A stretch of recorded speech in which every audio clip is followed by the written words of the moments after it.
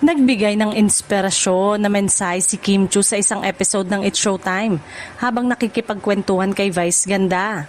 Naging usapan ng mga host ang tungkol sa pagpapatawad, pagtatanggap, at kung paano harapin ang mga pangyayaring hindi naaayon sa inaasahan.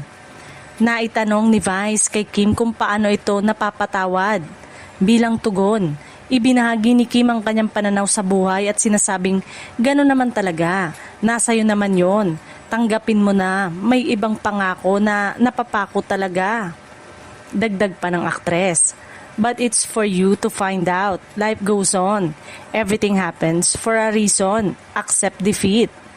Marami ang nakapansin na ang kanyang sinabi ay may mensahe tungkol sa pagtanggap sa mga kabiguan at pagpapatuloy sa buhay sa kabila ng mga pagsubok.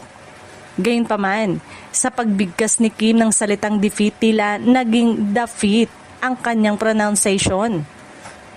Hindi naman ito pinalampas ni Vice Ganda na kilala sa mabilis na pagpapatawa at pang-aasar sa kanyang mga kasamaan sa programa. Sa kabila ng mga nakakatawang pangyayari, maraming manonood ang natuwa sa naging usapan ni Kim at Vice. Bukod sa atid nilang good vibes, tumatak din ang mensahe ni Kim na ang pagtanggap sa mga kabiguan at hindi natutupad na pangako ay bahagi ng buhay at mahalagang magpatuloy anuman ang mangyari.